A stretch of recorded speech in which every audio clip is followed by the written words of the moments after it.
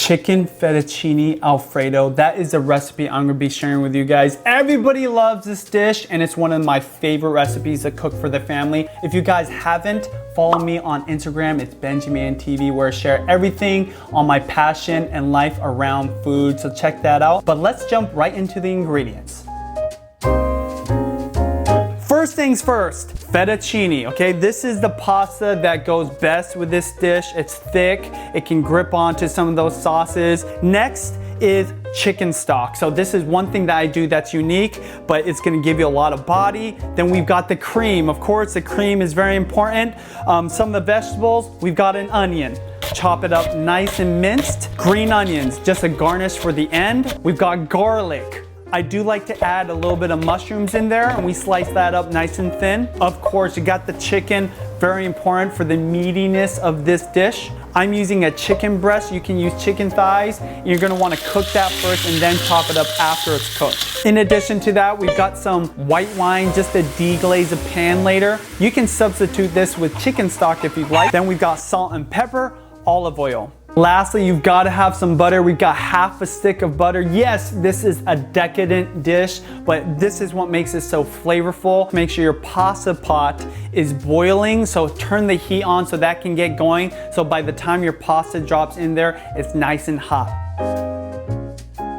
First thing you're gonna do is cook your chicken breast. I like to have it on a medium-high heat. Throw in a little bit of olive oil, and you're gonna pan sear both sides for about 1 to 3 minutes, depending how big your chicken breasts are.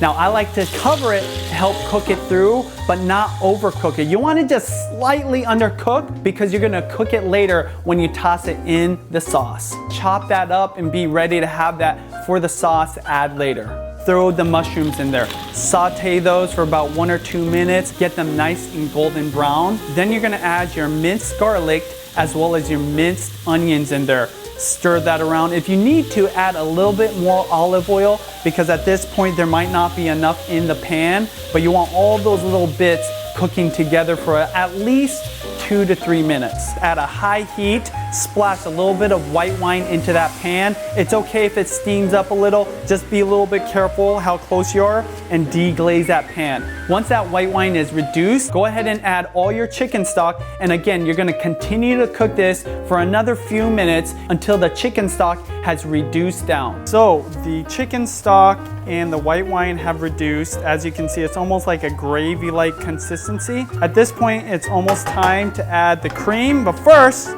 boom, some butter. Slowly add your cream. Now at this point, you don't want your heat on completely high. You want it on like a medium-low, maybe a medium.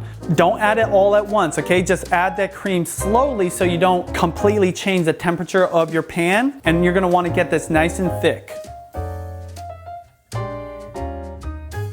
Turn your pan on the lowest setting, and this is where you're gonna incorporate your Parmesan cheese. Make sure you're constantly stirring so that you don't burn anything. Once that is done, go ahead and put it on the lowest setting, and you're just gonna wait for your pasta to be done. Rinse that thoroughly, and you're gonna turn your heat on high, throw that pasta in there, and mix it up. What you're trying to do at this point is actually get your sauce to bind to your pasta and get some of that residual pasta water to kind of like melt through a little bit of that pasta sauce to make it nice and thick and taste perfect. Boom!